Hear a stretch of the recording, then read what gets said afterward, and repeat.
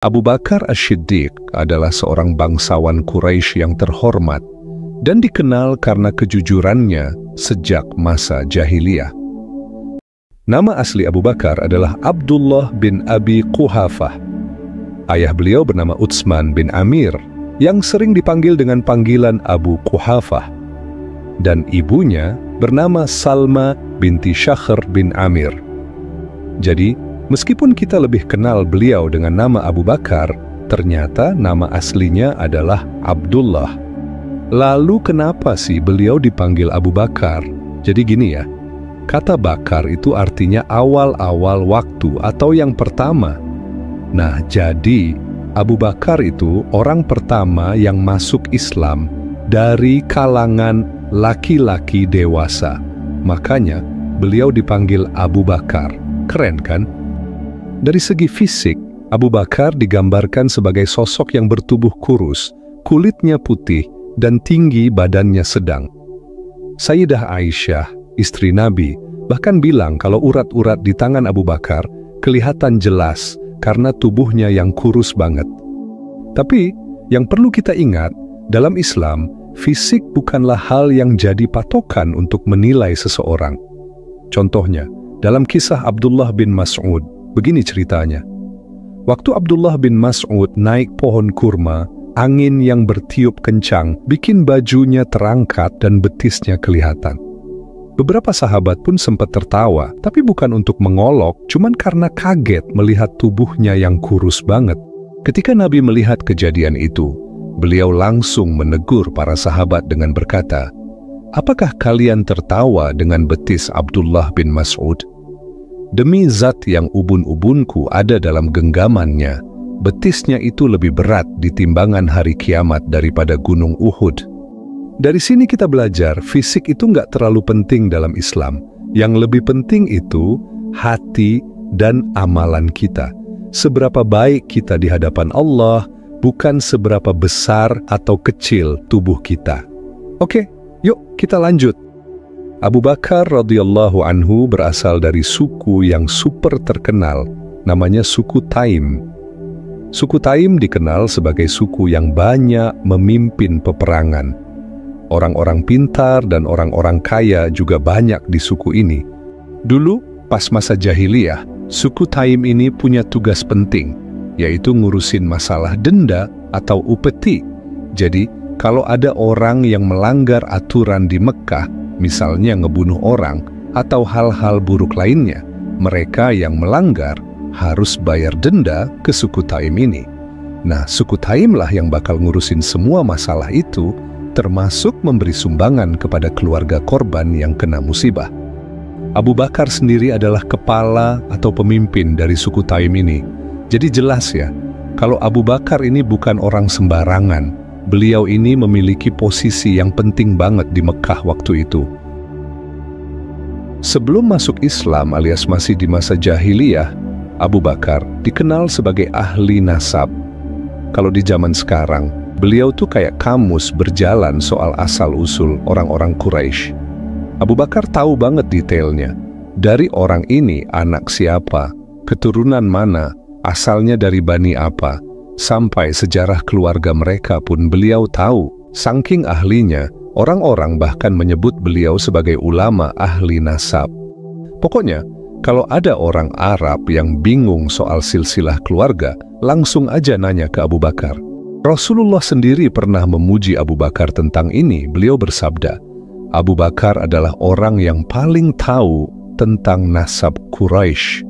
Wah, bayangin, Rasulullah loh yang ngomong langsung. Itu udah valid banget. Nggak cuman pinter, Abu Bakar juga punya akhlak yang luar biasa. Bahkan di masa jahiliyah, dia nggak pernah menghina atau nyebarin aib orang lain. Beliau selalu menjaga kehormatan orang lain dan nggak pernah nyakitin siapapun. Orang-orang di sekitarnya sering mendatangi beliau buat curhat atau sekedar meminta saran, karena orang-orang merasa nyaman kalau ngobrol dengan Abu Bakar. Abu Bakar itu seorang pedagang yang super jago, dan beliau juga sangat kaya raya. Tempat tinggalnya juga cukup strategis. Kalau kita ibaratkan sekarang tuh, tempat tinggal Abu Bakar itu mirip-mirip kompleks perumahan lah, di mana banyak orang-orang kaya yang tinggal di sana. Lokasi rumahnya juga dekat banget dengan rumah Khadijah istri Nabi. Artinya Abu Bakar adalah tetangganya Khadijah. Nah, karena mereka tetanggaan, maka persahabatan antara Nabi Muhammad dan Abu Bakar mulai terjalin setelah Nabi menikah dengan Khadijah. Dari situlah Nabi mulai kenal Abu Bakar dan Abu Bakar juga mulai kenal dengan Nabi Muhammad. Selain itu, Abu Bakar juga dermawan banget. Beliau sering banget berinfak tanpa takut hartanya habis. Kalau kebanyakan orang mungkin mikir, wah, kalau aku infak, nanti gimana ya kalau uangnya kurang? Tapi beda banget sama Abu Bakar. Dia terus-terusan ngasih tanpa khawatir miskin. Mungkin karena hatinya ikhlas, makanya bisnis dagangnya pun makin besar. Sebelum Islam datang, Abu Bakar hidup di tengah masyarakat yang hobinya menyembah patung. Tapi uniknya, Abu Bakar nggak pernah ikut-ikutan sama sekali. Beberapa sahabat mungkin pernah menyembah berhala, tapi Abu Bakar malah nggak pernah kepikiran buat ngelakuin itu. Ada cerita lucu waktu Abu Bakar masih muda, tepatnya pas beliau udah balik. Waktu itu, ayahnya memegang tangan Abu Bakar, lalu dia mengajaknya ke suatu tempat yang terdapat banyak patung. Si ayah bilang, "Lihat ini nak, patung ini adalah Tuhanmu. Kalau kamu mau minta sesuatu, mintalah ke patung ini." Habis ngomong begitu, ayahnya pergi ninggalin Abu Bakar sendirian. Abu Bakar yang penasaran langsung deketin salah satu patung itu. Dia bilang, "Aku lapar, tolong kasih aku makanan." Tapi patung itu cuman diem aja, dia nggak gerak dan nggak jawab. Lalu Abu Bakar bilang lagi, "Aku nggak punya pakaian, tolong beri aku pakaian." Dan sama aja, patung itu tetap diem 1000 bahasa, dia nggak gerak dan juga nggak jawab. Karena merasa kesel, Abu Bakar akhirnya mengambil batu, lalu melemparkannya ke patung itu. Patung itu langsung jatuh tersungkur ke tanah. Lalu Abu Bakar pun berpikir, Tuhan macam apa ini? Masa patung kayak gini mau disembah? Keren kan? Hal keren lainnya dari Abu Bakar adalah beliau nggak pernah menyentuh khamr alias minuman keras. Padahal waktu itu minum khamr udah kayak kebiasaan umum. Bahkan banyak sahabat yang lain pernah meminumnya karena memang waktu itu belum ada larangan. Tapi Abu Bakar berbeda. Beliau udah mengharamkan khamr buat dirinya sendiri jauh sebelum Islam datang. Alasannya, dia mau menjaga harga dirinya dan tetap berakhlak baik di tengah masyarakat. Suatu hari, beliau melihat seorang laki-laki yang lagi mabuk berat. Orang itu dalam keadaan gak sadar, tangannya memegang kotoran hewan dan mendekatkan kotoran itu ke mulutnya. Melihat itu, Abu Bakar cuma bisa geleng-geleng dan berkata, "Sungguh, orang ini nggak tahu apa yang sedang dia lakukan." Pemandangan itu bikin Abu Bakar semakin yakin bahwa khamr bukan cuma bikin orang kehilangan akal sehat, tapi juga melakukan hal-hal yang memalukan. Abu Bakar As-Siddiq dikenal sebagai sosok yang selalu haus akan kebenaran. Beliau sering banget melakukan perjalanan jauh demi mencari agama yang benar. Suatu hari, waktu Abu Bakar lagi di negeri Syam, beliau mengalami mimpi yang cukup unik. Mimpi ini benar-benar bikin dia penasaran, lalu dia memutuskan untuk menceritakan kepada seorang pemimpin agama di sana. Orang ini seorang Nasrani yang masih mengikuti ajaran murni Nabi Isa alaihissalam. Tapi sayangnya, detail tentang mimpinya nggak disebutkan dalam cerita ini. Setelah Abu Bakar cerita mengenai mimpinya, si pendeta mulai menanyakan beberapa hal tentang Abu Bakar. "Kamu asalnya dari mana?" Abu Bakar jawab, "Dari Mekkah." Lalu si pendeta lanjut nanya, "Mekkah bagian mana? Bangsa apa?" Abu Bakar jawab lagi, "Dari Quraisy." Si pendeta nanya lagi, "Terus, kamu kesini mau ngapain?" "Aku mau berdagang." Nah, setelah menerima informasi yang detail dari Abu Bakar, pendeta ini langsung menjelaskan arti dari mimpi Abu Bakar. Dia bilang, "Kalau mimpimu itu benar, artinya akan ada seorang nabi yang diutus dari kaummu, dari Quraisy. Kamu bakal jadi sahabat terdekatnya, pendamping setianya selama hidupnya. Dan nanti setelah dia meninggal, kamu akan jadi khalifah penggantinya. Bayangin betapa beratnya informasi ini. Tapi Abu Bakar nggak langsung heboh atau cerita ke sana-sini. Dia menyimpan kata-kata si pendeta itu dalam pikirannya. Soalnya, si pendeta ini bukan orang sembarangan. Apa yang dia ucapkan pasti punya makna yang dalam banget. Dan ternyata, firasat itu nantinya bakal menjadi kenyataan. Suatu hari, waktu lagi duduk-duduk di sekitar Ka'bah, datanglah Umayyah bin Abi Sa'd dan mulai ngobrol sama Abu Bakar. Umayyah nanya, "Bagaimana kabarmu, wahai pencari kebenaran?" Abu Bakar jawab santai, "Aku baik-baik saja." Lalu Umayyah lanjut, "Gimana pencarianmu selama ini? Udah nemu yang kamu cari belum?"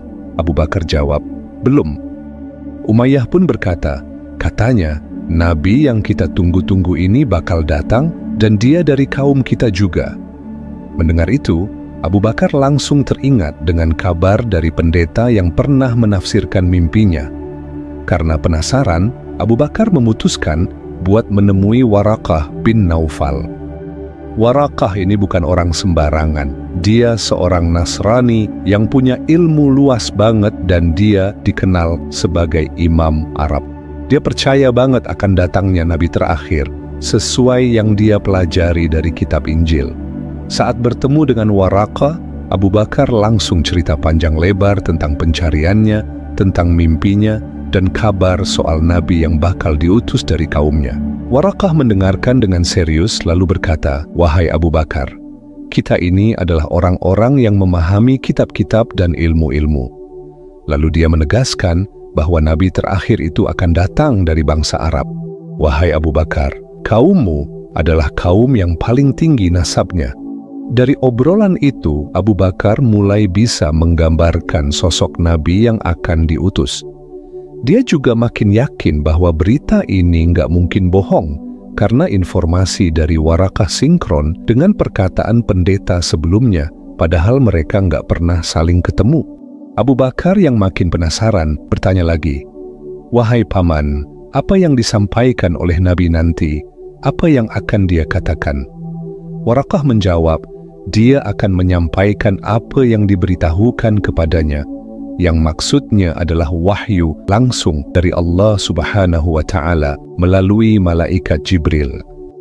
Nggak lama setelah itu, Rasulullah Shallallahu Alaihi Wasallam menerima wahyu pertama di Gua Hira. Setelah momen penuh kejutan itu, beliau pulang ke rumah dengan tubuh gemetar. Setibanya di rumah, beliau langsung cerita semuanya ke Khadijah, istrinya yang selalu jadi pendengar setia. Khadijah yang bijaksana nggak tinggal diam. Beliau langsung mendatangi Waraqah bin Naufal. Khadijah menceritakan semua yang dialami Rasulullah. Mendengar cerita itu, Waraqah langsung berkata, yang datang kepadanya adalah An-Namus, yaitu malaikat Jibril, yang dulu pernah datang kepada Nabi Musa alaihi salam. Waraqah melanjutkan dengan penuh keyakinan, "Aku berharap kalau aku masih hidup nanti, aku bisa membantumu ketika engkau diusir oleh kaummu." Sayangnya, nggak lama setelah itu, Waraqah bin Naufal meninggal dunia sebelum Rasulullah memulai dakwahnya secara terang-terangan. Suatu hari, Abu Bakar mendengar desas-desus yang kurang enak tentang Nabi Muhammad. Saat itu, Abu Bakar belum tahu kalau Nabi Muhammad sudah diutus sebagai Nabi. Tapi di kalangan Quraisy mulai ramai pembicaraan kalau Nabi Muhammad menghina Tuhan-Tuhan mereka dan ajaran nenek moyang mereka. Abu Bakar yang mendengar itu langsung heran, karena dia tahu banget siapa Nabi Muhammad, orangnya jujur, amanah, baik hati, dan akhlaknya luar biasa. Abu Bakar juga yakin banget kalau Nabi Muhammad nggak pernah sekalipun berbohong sepanjang hidupnya. Apalagi mereka udah berteman lama sebelum Islam datang. Karena penasaran, Abu Bakar memutuskan buat langsung menemui Nabi Muhammad. Begitu bertemu dengan Nabi, Abu Bakar nggak basa-basi, beliau langsung nanya, "Wahai Muhammad, apa benar seperti yang dikatakan Quraisy bahwa engkau menyuruh mereka meninggalkan Tuhan-Tuhan mereka, menyebut orang-orang yang menyembah berhala itu bodoh, dan menganggap bapak-bapak kami kafir karena menyembah berhala?" Rasulullah Shallallahu Alaihi Wasallam menjawab dengan tenang, "Benar, aku adalah Rasul Allah dan Nabi Allah. Aku diutus untuk menyampaikan risalah dari Allah Subhanahu wa Ta'ala." Lalu Rasulullah melanjutkan, "Wahai Abu Bakar, aku memanggilmu kepada Allah yang Maha Esa, yang tidak ada sekutu baginya. Janganlah engkau menyembah selain Allah Subhanahu wa Ta'ala, dan taatlah selalu kepadanya." Rasulullah kemudian membacakan beberapa ayat Al-Quran kepada Abu Bakar. Mendengar itu, Abu Bakar langsung terdiam. Tapi dalam hati, beliau udah yakin banget. Tanpa ragu sedikit pun, Abu Bakar mengucapkan kalimat syahadat sebagai tanda keislamannya. Dengan begitu, beliau resmi menolak penyembahan terhadap berhala dan memproklamirkan dirinya sebagai seorang Muslim. Abu Bakar pun pulang ke rumahnya dalam keadaan penuh keyakinan, hati tenang, dan telah menerima Islam sepenuhnya. Kebayang nggak guys? Padahal waktu itu Nabi sendiri nggak bisa baca dan nggak bisa nulis. Tapi tiba-tiba beliau ngaku sebagai Nabi utusan Allah, bahkan cerita tentang malaikat dan segala macamnya. Mungkin kalau kita yang ada di posisi Abu Bakar, belum tentu langsung percaya kan, bisa jadi kita ragu dulu. Tapi ini Abu Bakar, beliau langsung membenarkan dan percaya 100% dengan apa yang disampaikan Nabi, tanpa ragu sedikit pun. Ya begitulah Abu Bakar, orang yang selalu punya keyakinan penuh dan gak pernah ragu sedikit pun kepada Nabi. Bahkan Rasulullah Shallallahu Alaihi Wasallam pernah bersabda tentang keislamannya Abu Bakar. Beliau berkata, "Tidak ada seorang pun yang aku tawarkan Islam, kecuali kadang-kadang mereka masih punya pertanyaan, pertimbangan, atau bahkan ragu. Kecuali Abu Bakar bin Abi Quhafah. Dia tidak menunggu sedetik pun. Saat aku tawarkan Islam dan aku ceritakan tentang Gua Hira, dia langsung mengikuti dan mengimaninya." Setelah memeluk Islam, Abu Bakar nggak tanggung-tanggung. Beliau langsung memperlihatkan keislamannya.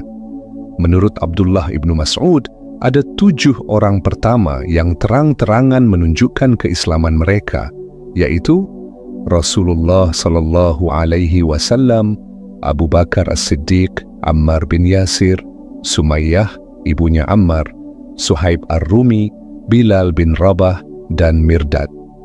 Mereka semua menunjukkan keberanian luar biasa di tengah tekanan kaum kafir Quraisy. Rasulullah sendiri dijaga oleh pamannya Abu Thalib, sehingga kaum Quraisy nggak berani menyentuh beliau. Sementara Abu Bakar dilindungi oleh kaumnya, Bani Taim. Perlindungan ini bikin kafir Quraisy nggak berani macam-macam sama Abu Bakar, karena mereka tahu Abu Bakar punya pembela yang kuat. Tapi sayangnya, nggak semua sahabat punya perlindungan seperti itu. Banyak yang mengalami penyiksaan berat. Ammar bin Yasir misalnya, dia disiksa habis-habisan. Ibunya, Sumayyah, bahkan dibunuh dengan kejam, dan bapaknya juga meninggal karena penyiksaan yang luar biasa. Miqdad juga mengalami hal yang sama. Bilal bin Rabah juga nggak luput dari penderitaan. Majikannya, Umayyah bin Khalaf, menyiksa Bilal secara brutal, mulai dari dipakaikan baju besi, diseret di jalanan panas, sampai tubuhnya ditindih batu besar. Semua itu dilakukan supaya Bilal meninggalkan Islam, tapi dia hanya bisa berkata, "Ahadun ahad, Tuhan itu Esa." Di tengah semua kekejaman itu, cuma Abu Bakar yang berani bertindak. Beliau langsung mendatangi Umayyah dan berkata, "Wahai Umayyah, sudahlah, mau kau apakan lagi orang ini? Lepaskan saja dia, aku akan membelinya darimu." Umayyah pun setuju dan menjual Bilal dengan harga 7 kantong emas. Tanpa banyak basa-basi, Abu Bakar langsung bayar sesuai permintaan. Namun setelah transaksi selesai, Umayyah merasa kesal kepada Abu Bakar. Tapi dia nggak berani kepada Abu Bakar karena beliau juga petinggi di Mekkah. Maka Umayyah mengungkapkan kekesalannya dengan membodohi Abu Bakar. Kamu bodoh, wahai Abu Bakar. Budak seperti Bilal gak ada gunanya untukmu. Kalau tadi kamu menawar 1 kantong emas saja, aku pasti sudah melepasnya. Abu Bakar dengan tenang dan penuh wibawa membalas, justru kamu yang bodoh, wahai Umayyah. Kalau tadi kamu minta 20 kantong emas, aku pun akan memberikannya. Umayyah pun terdiam, nggak bisa jawab apa-apa, lalu dia pergi dengan perasaan yang kesal. Abu Bakar nggak cuma berhenti di Bilal, guys. Banyak sahabat lain yang juga beliau bebaskan dari perbudakan. Dan yang kerennya, Abu Bakar membeli mereka bukan untuk dijadikan budaknya, tapi tujuannya murni buat memerdekakan mereka, supaya mereka bisa hidup bebas dan menjalankan Islam tanpa hambatan apapun. Di awal keislamannya, Abu Bakar benar-benar totalitas dalam hal ini. Bahkan ada yang bilang, beliau membebaskan budak hampir setiap hari, atau setidaknya setiap hari Jumat. Bayangin guys, betapa pedulinya Abu Bakar terhadap kemanusiaan. Kalau kalian pikir Abu Bakar cuma sibuk bebaskan budak, lalu duduk manis di rumah buat salat-salat doang, wah, kalian salah besar. Abu Bakar ini tipe orang yang super berani. Kalau beliau udah yakin sama sesuatu yang benar, beliau nggak bakal diam aja.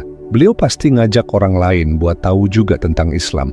Dan hasilnya, banyak banget sahabat yang masuk Islam melalui peran Abu Bakar. Bahkan, dari 10 orang yang dijamin masuk surga, 6 diantaranya masuk Islam berkat peran Abu Bakar. Mereka adalah Utsman bin Affan, Abdurrahman bin Auf, Talhah bin Ubaidillah, Sa'ad ibn Abi Waqqash, Az-Zubair bin Awam, dan Abu Ubaidah bin Jarrah. Mereka semua bukan cuma sahabat Nabi, tapi juga orang-orang yang sangat menginspirasi dan memberi kontribusi yang besar banget buat perjuangan Islam. Bahkan sebelum wafat, Umar bin Khattab pernah berpesan, "Kalau aku meninggal, pilih khalifah berikutnya dari 6 orang ini." Nah, 5 dari 6 orang itu masuk Islam lewat Abu Bakar, kecuali Ali bin Abi Thalib. Siapa mereka? Zubair bin Awam, Talhah bin Ubaidillah, Abdurrahman bin Auf, Sa'ad bin Abi Waqqash, dan Utsman bin Affan. Semua ini bukti betapa besar pahala yang diterima Abu Bakar karena perannya dalam membawa mereka ke Islam. Masya Allah, kontribusinya nggak main-main ya. Abu Bakar emang panutan sejati. Nggak heran kalau Abu Bakar disebut sebagai manusia terbaik umat ini setelah Rasulullah. Bahkan para sahabat pun sepakat soal ini.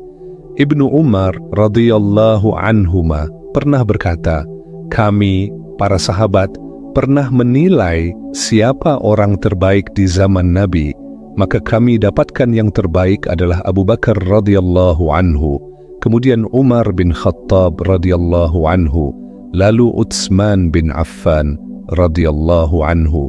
Semoga Allah meridai mereka semua. Hadis riwayat Bukhari. Kisah lain juga datang dari Ali bin Abi Thalib. Suatu hari putranya Muhammad bin Al-Hanafiyah bertanya kepadanya, siapa orang terbaik setelah Rasulullah? Ali menjawab, Abu Bakar. Kemudian aku bertanya lagi, lalu siapa setelah itu? Ali menjawab, Umar. Aku khawatir jika ia akan jawab Utsman setelah itu. Aku pun segera memotongnya dengan bertanya, kemudian engkau? Ali menjawab, aku hanyalah salah satu dari kaum muslimin. Hadis riwayat Bukhari. Momen penting lainnya adalah saat Abu Bakar menemani Rasulullah SAW berhijrah ke Madinah. Kebersamaan ini begitu berharga sampai diabadikan di dalam Al-Quran, yaitu dalam surat At-Taubah ayat 40. Di ayat ini, Allah menyebut Abu Bakar sebagai sahabat Rasulullah. Bahkan Umar bin Khattab pernah bilang, seperti yang diriwayatkan dari Rasulullah, kalau iman seluruh umat Islam ditimbang di satu sisi timbangan dan iman Abu Bakar di sisi lainnya, maka iman Abu Bakar masih lebih berat dibandingkan iman seluruh umat Islam. Masya Allah, keimanan dan dedikasi Abu Bakar benar-benar luar biasa. Abu Bakar adalah sosok yang gak cuma jadi inspirasi, tapi juga bukti nyata betapa hebatnya seorang manusia bisa memegang teguh kebenaran, keimanan, dan keberanian. Wallahu alam bissawab.